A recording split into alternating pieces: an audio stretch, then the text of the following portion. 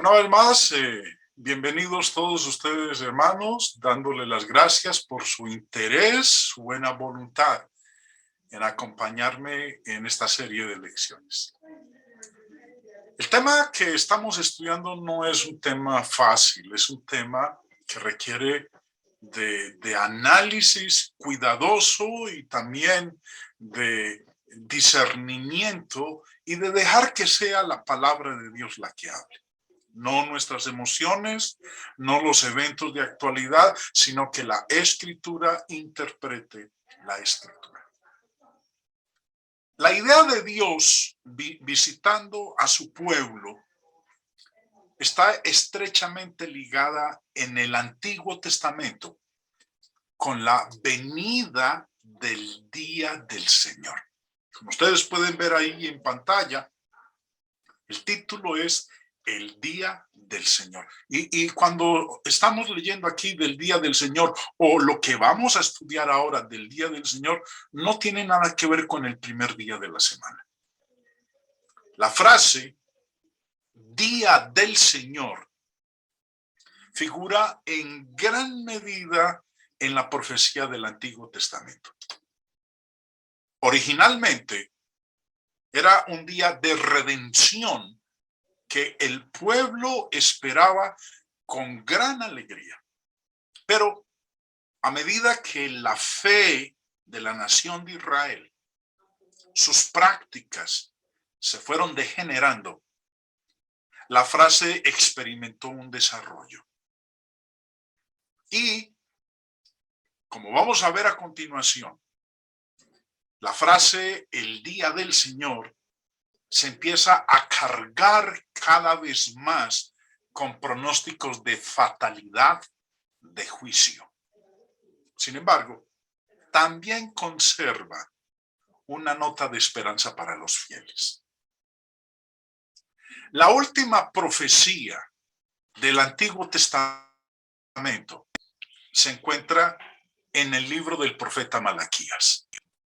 Vamos a leer en el capítulo 4 y dice: porque he aquí, y mire cómo está declarando casi al mismo inicio del verso 1, porque he aquí viene el día. Y no va a ser un día cualquiera. Dice, ardiente como un horno. Y todos los soberbios y todos los que hacen el mal serán como paja. Y el día que va a venir les prenderá fuego. Dice el Señor de los ejércitos que no les dejará ni raíz ni rama. Vuelvo y repito. La última profecía del Antiguo Testamento se encuentra en el libro del profeta Malaquías. Y habla de un día que vendrá, en donde las características de ese día no son halagadores. Continuamos con la lectura. Mas para vosotros que teméis mi nombre, se levantará el sol de justicia con la salud en sus alas, y saldréis y saltaréis como terneros del establo. Y hollaréis a los impíos, pues ellos serán ceniza bajo las plantas de vuestros pies. Y una vez más, el día en que yo actúe, dice el Señor de los ejércitos. Acordaos de la ley de mi siervo Moisés, de los estatutos y las ordenanzas que yo le ordené en Horeb para todo Israel. Y aquí yo os envío al profeta Elías, y preste atención, hermanos, como lo estamos haciendo en los versículos anteriores. Yo os envío al profeta Elías antes que venga el día del Señor, día grande y terrible. Él hará volver el corazón de los padres hacia los hijos y el corazón de los hijos hacia los padres, no sea que venga yo y hiera la tierra con maldición. Este último profeta del Antiguo Testamento habla en este capítulo 4 de un día en particular, el día del Señor, el día de Jehová. No está haciendo alusión al primer día de la semana. Vuelvo y repito.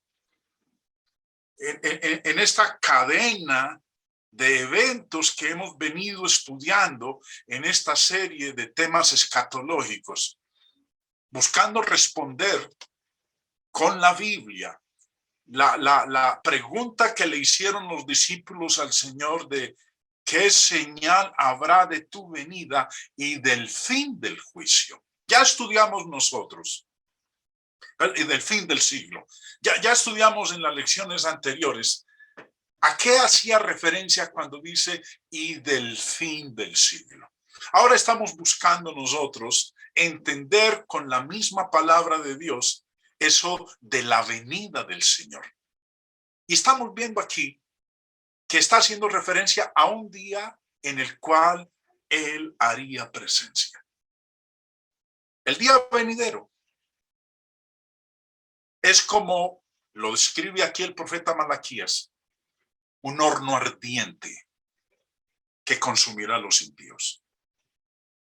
Antes de continuar, hermanos, con la exposición, permítanme aclarar que este día del Señor del cual habla Malaquías y en otros pasajes que vamos a estar estudiando ahora, no es el día del juicio final que nosotros estamos esperando. Es de un día en particular que ocurriría en el primer siglo. No es el que nosotros estamos esperando, el día postrero, cuando el Señor Jesús vendrá ya por su reino, por su iglesia. El día venidero, dice Malaquías, es como un horno ardiente que consumirá a los impíos. Pero también, dice él, es un día en que se anunciará el sol de justicia, que vendrá con salvación en sus alas. Sigue diciendo el profeta que en ese día, Dios, antes de que llegara ese día, enviaría al profeta Elías. Elías aparecerá antes de este día grande y terrible. El mismo Señor Jesús nos explicó quién era ese Elías que había sido profetizado por Malaquías. Yo os envío al profeta Elías antes que venga el día del Señor, día grande y terrible. ¿Quién era ese Elías? Jesús declaró claramente la identidad de ese Elías profetizado. Mateo 11 leemos nosotros, porque todos los profetas y la ley profetizaron hasta Juan. Y si queréis recibirlo, dice el Señor Jesús, Él es aquel Elías que había de venir. Jesús está diciendo aquí que Juan el Bautista era el Elías profetizado por Malaquías. Y en el verso 10 dice, porque este es de quien está escrito. He aquí, yo envío mi mensajero delante de tu faz, el cual preparará tu camino delante de ti. Más claro no podemos nosotros decirlo. Este no es un Elías futuro que hemos de esperar nosotros en esta generación. Hay varios grupos religiosos ahora que están esperando que ese Elías aparezca, pero ese Elías ya apareció hace 2000 años. En Mateo 17:11, el Señor dice, a la verdad, Elías vendrá primero y restaurará todo. Es lo que muchos están esperando, que Elías venga y restaure todo, pero Elías ya vino. Es más, miren lo que el Señor Jesús dice en el mismo contexto de Mateo 17, en el verso 12. Mas os digo que Elías ya vino y no le conocieron, sino que hicieron con él todo lo que quisieron, así también el Hijo del Hombre padecerá de ellos. Aquí el Señor dice que Elías ya vino. Sí, había dicho en el verso 11, Elías vendrá primero. Pero en el verso 12 nos dice que él ya vino. Y no le conocieron, sino que hicieron con él todo lo que quisieron. Así también el Hijo del Hombre padecerá de ellos. Y lo mejor de todo, hermanos, es que en el verso siguiente nos dice quién era ese Elías que ya vino. Verso 13. Entonces los discípulos comprendieron que les había hablado de Juan el Bautista.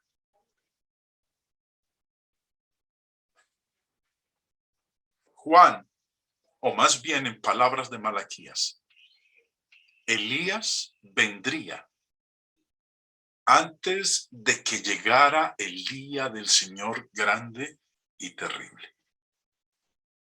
Elías hizo su aparición en el primer siglo. Eso quiere decir que ese día que llegaría después de que él hubiera venido, sería en ese tiempo, en el primer siglo.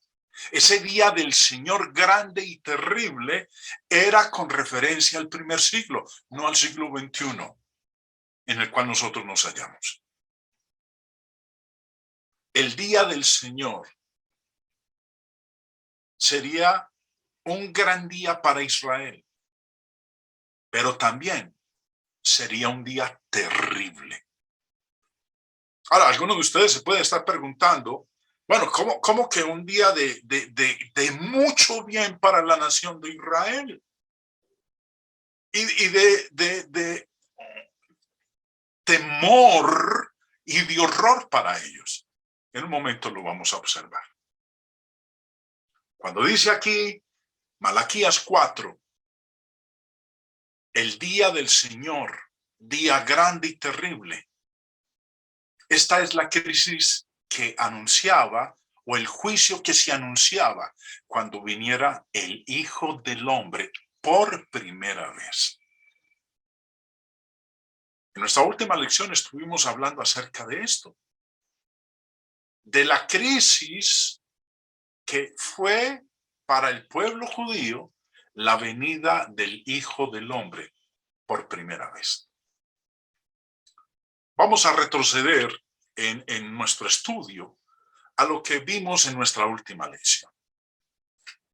Mateo 23, el Señor se ha dirigido con una serie de ayes a los fariseos.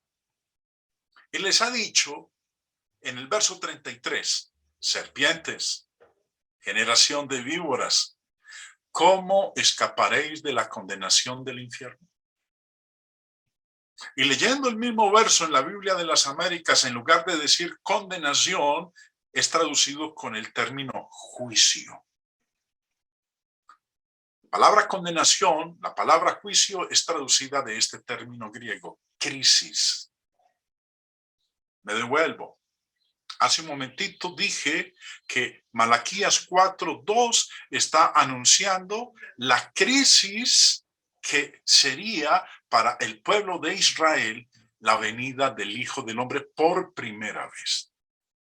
Su venida sería lo que produciría el día del Señor, un día grande y terrible. Señor Vine, en su diccionario, definiendo el término crisis, dice, denota el proceso de investigación, el acto de distinguir y de separar juicio, sentencia sobre una persona o cosa.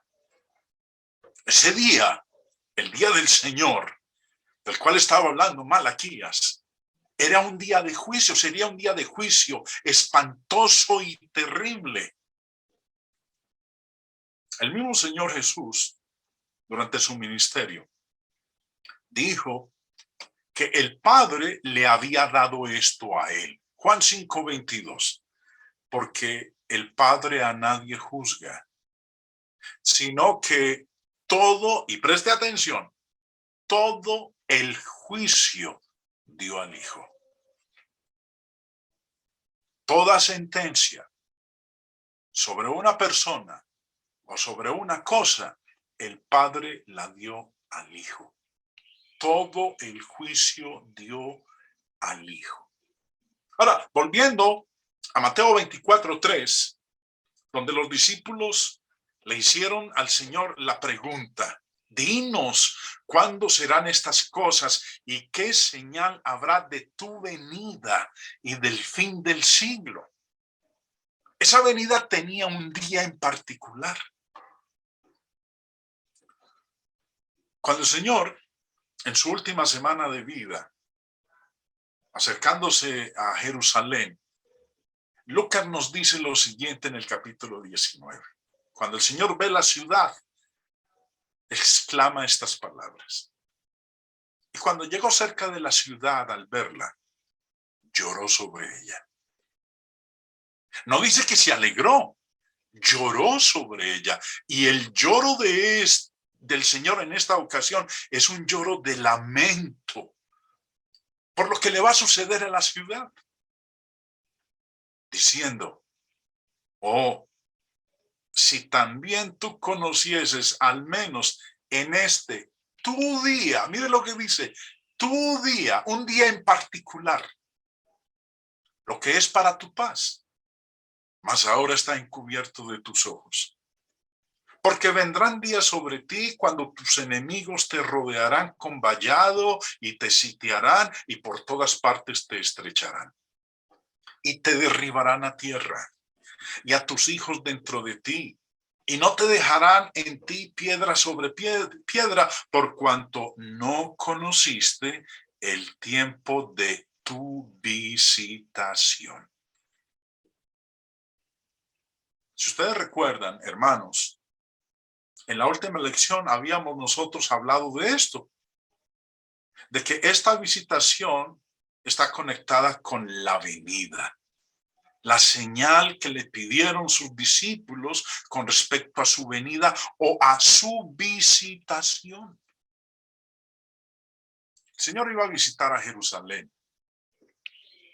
En el futuro, en un día en particular, iba a visitar a Jerusalén. Por eso en el verso 42 ha dicho: oh, si también tú conocieses al menos en este tu día. Te van a visitar, yo te voy a visitar en un día, en el día del Señor, en el día de Jehová, en un día grande y terrible, espantoso, como un horno de fuego. La palabra visitación, que es lo que el Señor le dice ahí en Lucas, hablando de Jerusalén: te derribarán a tierra y a tus hijos dentro de ti, y no te dejarán en ti piedra sobre piedra, por cuanto no conociste el tiempo de tu visitación. El término viene de esta palabra griega, episcope, que es de donde sale la palabra para episcopos u obispos. El Señor va y nos dice, denota una visitación, ya sea en misericordia o en juicio. La venida del Hijo de Dios, la visita que él iba a realizar en un día en particular, traería dos resultados: misericordia y juicio. Misericordia para los fieles, juicio, condenación para los infieles. El segundo pasaje en el Nuevo Testamento donde nosotros encontramos la palabra visitación, ya vimos que aparece en Lucas 19:44. El segundo pasaje donde la encontramos es en Primera de Pedro 2:12. Leamos: manteniendo buena vuestra manera de vivir entre los gentiles, para que en lo que murmuran de vosotros como de malhechores, glorifiquen a Dios en el día de la visitación, al considerar vuestras buenas obras. ¿Cuál es el día de la visitación de la cual está hablando aquí el apóstol Pedro?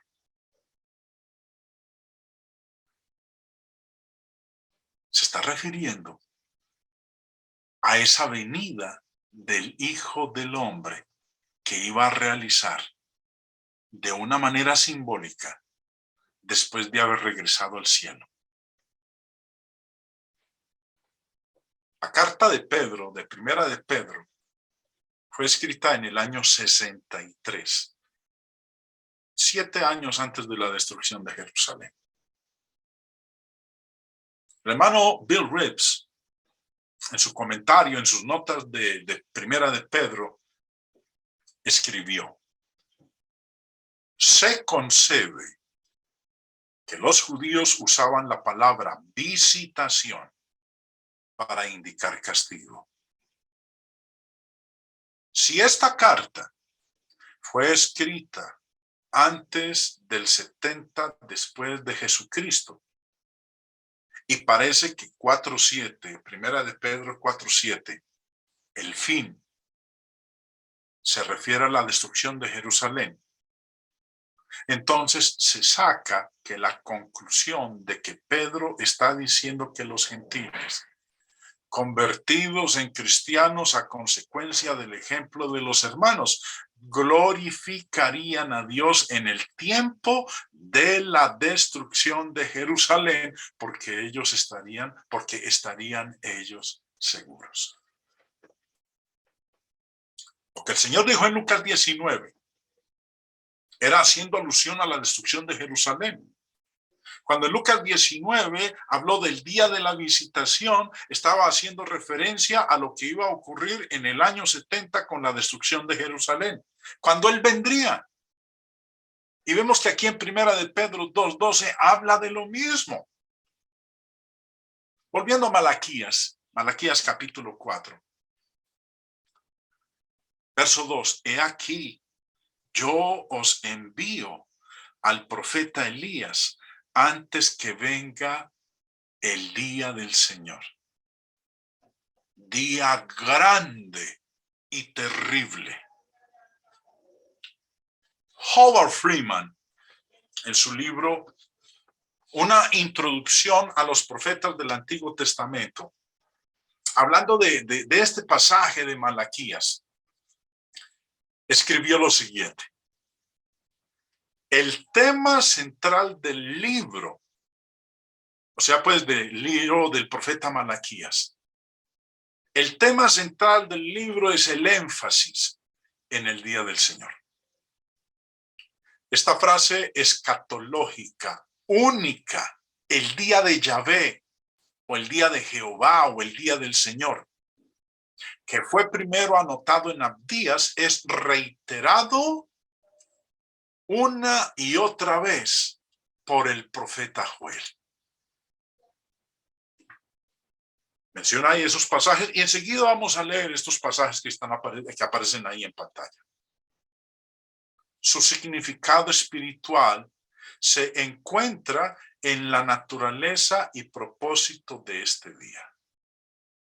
Ha de ser un día de ira y juicio sobre los impíos y un día de salvación para los justos. El día de la visitación, como dice lo que nosotros acabamos de observar, hermanos, iba a tener dos efectos: misericordia o juicio. Por eso, el comentario del señor Freeman nos dice: su significado espiritual se encuentra en la naturaleza y propósito de este día. Ha de ser un día de ira y juicio sobre los impíos y un día de salvación para los justos. Vamos a leer entonces, aparte de Malaquías, al profeta Joel, porque ambos escribieron de ese día, del día del Señor. En el verso 15 leemos: ¿a qué hay del día? Porque cercano está el día de Jehová, y vendrá como destrucción por el Todopoderoso. Vuelvo y hago un paréntesis antes de continuar. Este día no es el día del juicio final que nosotros estamos esperando. Este es un día de juicio que vendría sobre la nación de Israel en el primer siglo, donde vendría el Hijo del Hombre. Los discípulos le habían preguntado, ¿qué señal habrá de tu venida? Joel 1:15 dice, ay del día, porque cercano está el día de Jehová. Y en el capítulo 2 sigue hablando de ese día. Dice en el verso 1, tocad trompeta en Sión y dad alarma en mi santo monte. Tiemblen todos los moradores de la tierra, porque viene el día de Jehová, porque está cercano. Cercano no es 2000 años después. Verso 2, día de tinieblas y de oscuridad, día de nube y de sombra. Como sobre los montes se extiende el alba, así vendrá un pueblo grande y fuerte. Semejante a él no lo hubo jamás, ni después de él lo habrá en años de muchas generaciones. Sigue diciendo, del mismo día, versículo 11, y Jehová dará su orden delante de su ejército, porque muy grande es su campamento. Fuerte es el que ejecuta su orden, porque grande es el día de Jehová y muy terrible. ¿Quién podrá soportarlo? El sol se convertirá en tinieblas y la luna en sangre, antes que venga el día grande y espantoso de Jehová. Muchos están esperando que eso ocurra. Cada vez que se presenta un eclipse de sol o un eclipse de luna, aparecen estos pronosticadores del siglo XXI y toman estos pasajes para decir señales de que el Señor ya viene de su segunda venida y viene un día grande y espantoso, un día terrible. Está cercano el día de Jehová porque va a ser un día de destrucción. Aquellos que hablan de esa manera ignoran por completo el contexto de la Antiguo Testamento en donde es citado y mencionado cada una de estas palabras.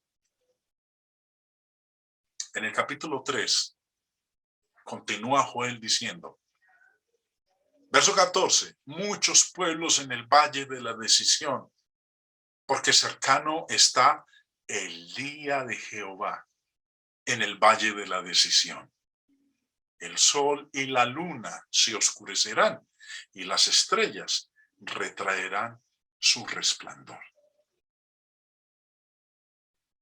Hermanos, esto que estamos nosotros leyendo aquí no está haciendo referencia al siglo XXI, a nuestros días, a algo que vaya a ocurrir en esta nuestra generación. Es algo que iba a ocurrir en el primer siglo y es a la vez fascinante y relevante para lo que nosotros estamos estudiando, que el mismo apóstol Pedro nos informa en el libro de los Hechos, que todo lo que acabamos nosotros de leer en Joel con respecto al día de Jehová tuvo un cumplimiento parcial en el día de Pentecostés. Sabemos muy bien lo que ocurrió en el día de Pentecostés. Los apóstoles fueron bautizados con el Espíritu Santo y comenzaron a hablar en otras lenguas según el Espíritu les daba que hablasen. Y todos los que estaban reunidos en esa ocasión y que los escucharon a ellos hablar, dijeron que estaban borrachos, que estaban llenos de mosto. Y el apóstol Pedro se levanta y les dice, no señores, ustedes están completamente equivocados. Lo que ustedes ven aquí, lo que están percibiendo, este acontecimiento es el cumplimiento de lo que había dicho el profeta Joel. Lo que acabamos nosotros de leer en los versos de Joel, Pedro cita aquí en el capítulo 2 esas mismas palabras y empieza diciendo en Hechos 2:14.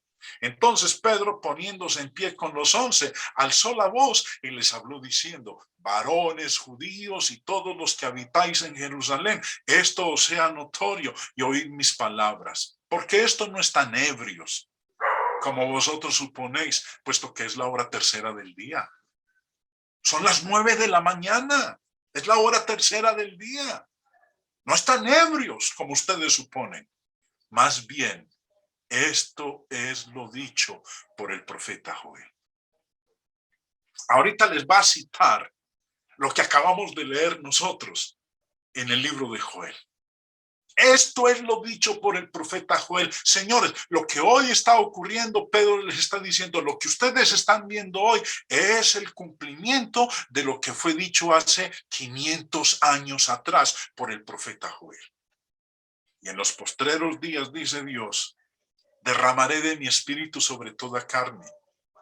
Y vuestros hijos y vuestras hijas profetizarán, vuestros jóvenes verán visiones y vuestros ancianos soñarán sueños. Y de cierto, sobre mis testigos, y de cierto sobre mis siervos y sobre mis siervas, en aquellos días derramaré de mi espíritu y profetizarán. Y daré prodigios arriba en el cielo y señales abajo en la tierra, sangre y fuego y vapor de humo. El sol se convertirá en tinieblas y la luna en sangre. Preste atención lo que leíamos ahora en Joel. El sol se convertirá en tinieblas y la luna en sangre antes que venga el día del Señor grande y manifiesto. ¿Qué está diciendo Pedro? Lo que dijo Joel hoy se empieza a cumplir. La primera fase del cumplimiento de lo que dijo Joel hoy está sucediendo. Y todo aquel que invocare el nombre del Señor será salvo. Como dije hace un momento, es fascinante a lo que nosotros estamos estudiando, irrelevante a lo que estamos estudiando, que Pedro nos informa en el libro de Hechos el cumplimiento al menos de la primera parte de la profecía de Joel en el día de Pentecostés. En este discurso de Pentecostés, Pedro dice que el fenómeno que la gente acababa de presenciar es el mismo del que habló 400 años, 500 años antes el profeta Joel. La profecía de Joel es sobre los últimos días. Versículo 3, versículo 16 y 17, leámoslo. Mas esto es lo dicho por el profeta Joel, y en los postreros días, dice Dios. Los postreros días de los que está hablando aquí no son los que nosotros estamos esperando, hermanos. Son los postreros días que anunció Joel, haciendo referencia a el primer siglo, al final de la dispensación mosaica, cuando el Señor Jesús vino por vez primera. La profecía de Joel es sobre los últimos días y sobre las señales que señalarían el día venidero del Señor.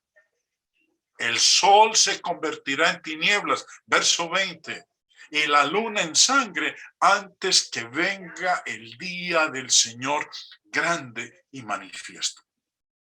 Parte de la profecía de Joel se cumplió en Pentecostés. La otra parte se cumplió en la destrucción de Jerusalén.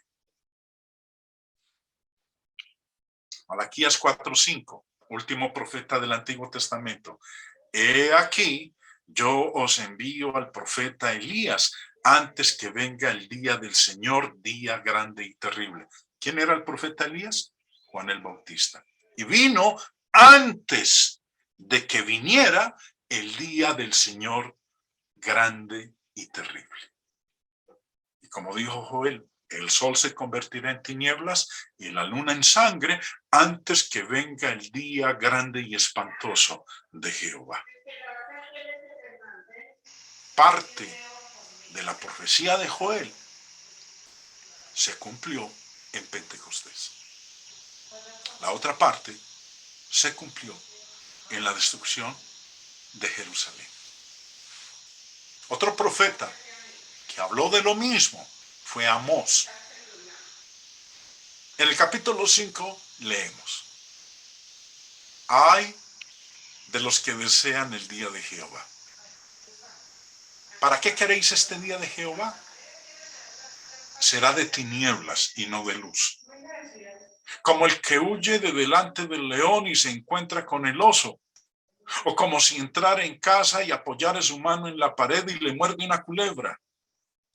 ¿No será el día de Jehová tinieblas y no luz, oscuridad que no tiene resplandor?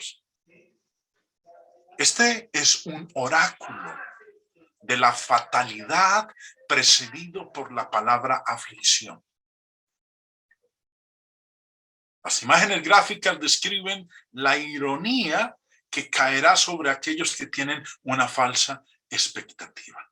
El pesimismo de Amós con respecto al día del Señor está atenuado por los elementos de esperanza en otras profecías, por el profeta Oseas, por el profeta Isaías, por el profeta Sofonías. Yo los invito, hermanos, para que lean esos libros de estos profetas y se den cuenta respecto de esto. Ahora, Russell Stewart, en su libro La Parucía, una investigación crítica de la doctrina del Nuevo Testamento sobre la segunda venida de nuestro Señor.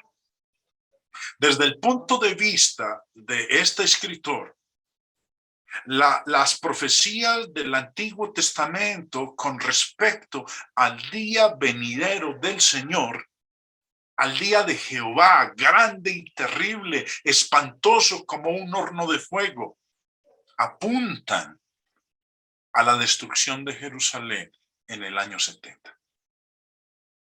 El señor Stewart escribe que no se trata de una amenaza vaga y sin sentido. Es evidente por los términos claros y definidos en que se anuncia. Todo indica que se acerca una crisis en la historia de la nación, cuando Dios infligirá juicio sobre su pueblo rebelde. El día del cual leímos varios pasajes en Malaquías, en Joel, y estos otros que ustedes ven ahí en pantalla, que yo no los leí, solamente el de Amós. El día estaba llegando. El día que arderá como un horno, como lo dijo Malaquías 4:1. El día grande y terrible del Señor. Que este día se refiera a cierto periodo y a un evento específico no admite duda, y nos encontraremos con una clara referencia a ella en el discurso del apóstol Pedro en el día de Pentecostés, como acabamos de leerlo. Pero el periodo se define con mayor precisión por la notable declaración de Malaquías. He aquí, yo os envío el profeta Elías antes que venga el día de Jehová, grande y terrible. La declaración explícita de nuestro Señor de que el Elías predicho no era otro que su propio precursor, Juan el Bautista, como leímos hace un momento, nos permite determinar el tiempo y el evento referido como el día grande y terrible del Señor. Debe buscarse no muy lejos del periodo de Juan el Bautista. Es decir, la alusión es al juicio de la nación judía, cuando su ciudad y su templo fueron destruidos y todo el tejido de la política mosaica fue disuelto. Como vemos entonces, hermanos, estas profecías en los pasajes que leímos hace un rato hacen referencia a la venida por la cual sus discípulos le pidieron una señal. ¿Qué señal habrá de tu venida? En la venida en juicio sobre Jerusalén. Cuando el padre de Juan el Bautista, Zacarías, daba gracias a Dios por el nacimiento de su hijo. Nos muestra que la venida del Mesías estaba directamente relacionada con el juicio inminente de Israel, que había sido profetizado en los pasajes que leímos en Malaquías y en el libro de Joel. Zacarías dijo en Lucas 1, y Zacarías su padre fue lleno del Espíritu Santo y profetizó diciendo: bendito el Señor Dios de Israel, que ha visitado y redimido a su pueblo. Estuvimos estudiando en la última lección que en el nacimiento de Juan el Bautista, Zacarías pronunció estas palabras: bendito el Señor Dios de Israel, que ha visitado y redimido a su pueblo. Parecería entonces que el día de la visita comienza al menos en el contexto de la encarnación de Cristo, cuya ayuda fue Juan el Bautista. Recordemos algo que habíamos mencionado en la última lección. La palabra visitado viene de este término griego. El señor Bain nos dice, primariamente significa inspeccionar. Una forma tardía de episcopeo, supervisar, mirar sobre, cuidarse de. En otras palabras, lo que está diciendo Zacarías, inspirado en este momento por el Espíritu Santo, es que Dios ha venido a mirar, a ver, a supervisar, a inspeccionar a su nación. ¿Cómo se encuentra? El sustantivo de este término es episcopos, que es de donde tenemos nosotros el término obispo o episcopado en español.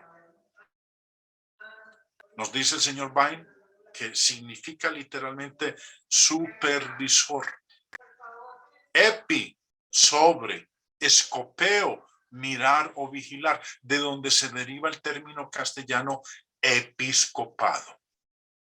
Nos sigue diciendo también que este término episcopos se deriva del término raíz escopos, que significa un vigilante, una atalaya. De escopos es de donde nosotros obtenemos la palabra escopio, periscopio, telescopio, todo lo que tiene que ver con vigilar, con observar, con examinar. Vemos entonces, hermanos, que la primera parte de la palabra epis, el prefijo epi, cuando se agrega a una palabra raíz, sirve para intensificar su significado. Entonces, ¿qué dijo Zacarías?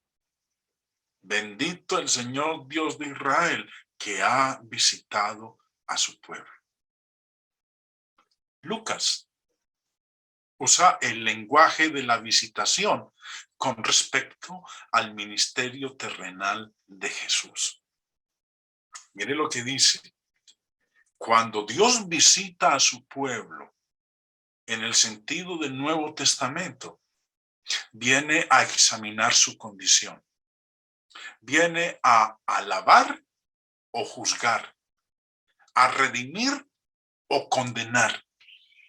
Su venida implica un examen final. Por eso, recordemos las palabras del Señor, cuando llegando cerca de la ciudad, al verla lloró sobre ella.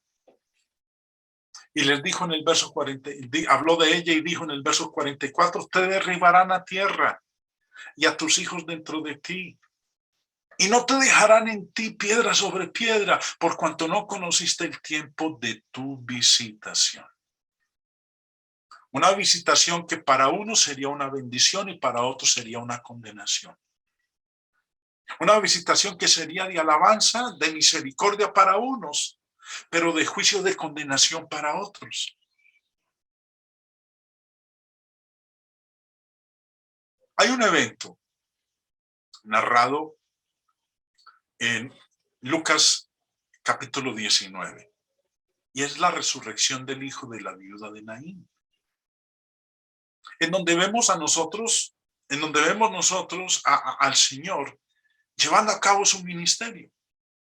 Y la gente, cuando veían lo que él hacía, las sanidades sobre las personas, la liberación que les daba a ellos de aquellos que habían estado poseídos por espíritus inmundos, aquellas personas que observaban ese obrar del Señor, lo veían y hablaban de él en términos de una visitación, de una visita divina. Y Jesús mismo usó estos términos en su lamento por Jerusalén, el Domingo de Ramos.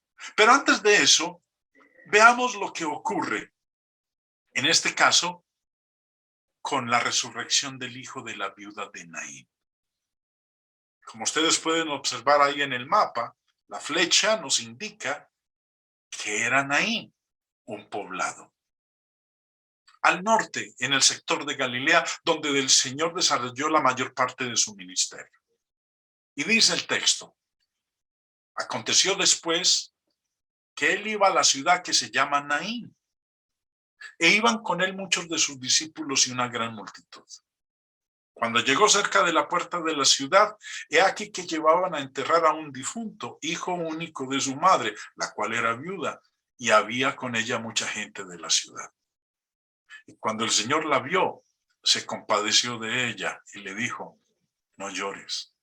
Recuerden, la visitación del Hijo del Hombre para uno sería de misericordia, de alivio, de consuelo, de alegría, de bendición.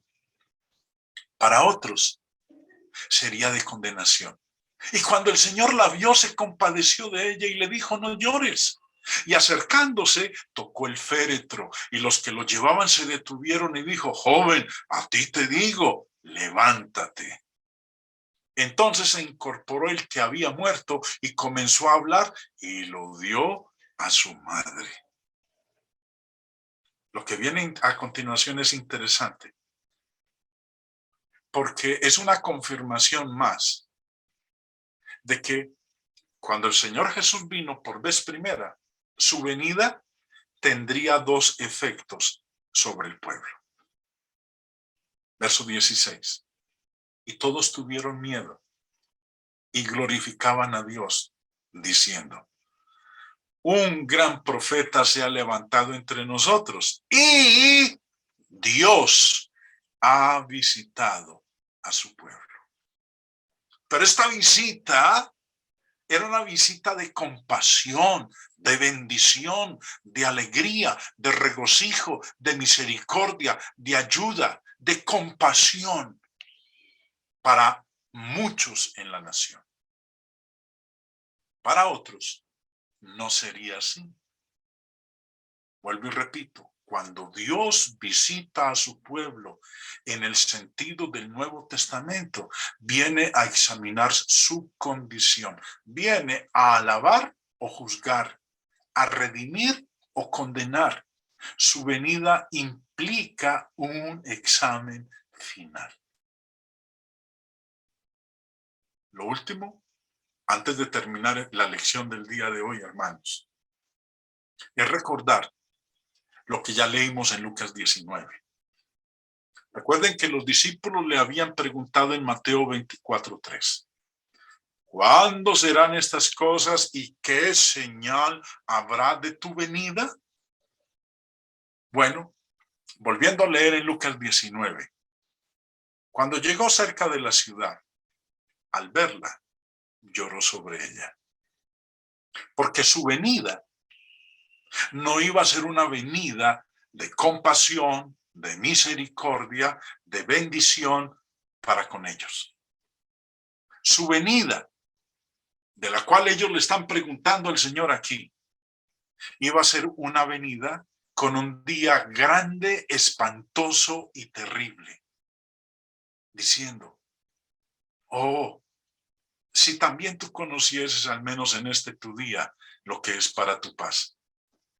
Mas ahora están cubiertos de tus ojos, porque vendrán días sobre ti cuando tus enemigos te rodearán con vallado y te sitiarán y por todas partes te estrecharán y te derribarán a tierra y a tus hijos dentro de ti y no dejarán en ti piedra sobre piedra por cuanto no conociste el tiempo de tu visitación.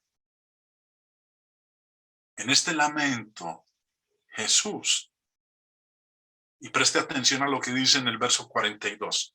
En este lamento Jesús habla de este tu día, en el que ciertas cosas les eran desconocidas y ocultas a sus ojos. Y luego habla de los días venideros en los cuales no quedará piedra sobre piedra por no haber entendido el tiempo de su visitación. Howard Marshall, en su comentario del Evangelio de Lucas, escribió: cuando Jesús ve a Jerusalén extendida ante él, llora por la destrucción que le sobrevendrá sin darse cuenta. La ciudad podría haber aprendido el camino de la paz de sus enseñanzas, pero no reconocería en su venida la grandiosa presencia de Dios, ofreciendo una última oportunidad de arrepentimiento. Prevalecería la actitud de los fariseos. Habría un tipo diferente de visitación a su debido tiempo. Un juicio en el que los enemigos destruirían la ciudad piedra sobre piedra. No hay razón para dudar de que la interpretación cristiana de la caída de Jerusalén como resultado de la falta de aceptación del mensaje de Jesús se remonta al mismo Jesús. Aquí se pretende que la visitación sea la ocasión de la salvación proclamada por Jesús. No reconocida como tal, la misma visitación se convierte en la base para un juicio aún por seguir. Concluimos entonces, hermanos, que el día de la visitación se refiere en parte a la encarnación de nuestro Señor. Este evento trajo una crisis de doble filo. El ministerio terrenal de Jesús trajo la graciosa presencia de la redención de Dios a aquellos que lo recibieron, pero preparó el escenario para una visitación de ira y juicio que pronto ocurriría sobre Jerusalén y los hijos impenitentes de Israel. Aquí hay un ya y un todavía no, pero uno que abarca unos 40 años desde el momento en que Jesús lo dijo. No abarca un periodo de siglos ni de milenios. Este día del Señor, el día ardiente como un horno, el día grande y terrible, del cual habló el profeta Malaquías, el profeta Joel, el mismo apóstol Pedro nos dio la confirmación de que ello, en su primera fase, ya se había cumplido y que la segunda culminaría con la venida del Señor en su día en la destrucción de Jerusalén. Los invito, hermanos, para el próximo jueves, donde vamos a continuar mirando este tema del día del Señor. Y vamos a estar mirando las parábolas del juicio, de los cuales leemos nosotros en los evangelios.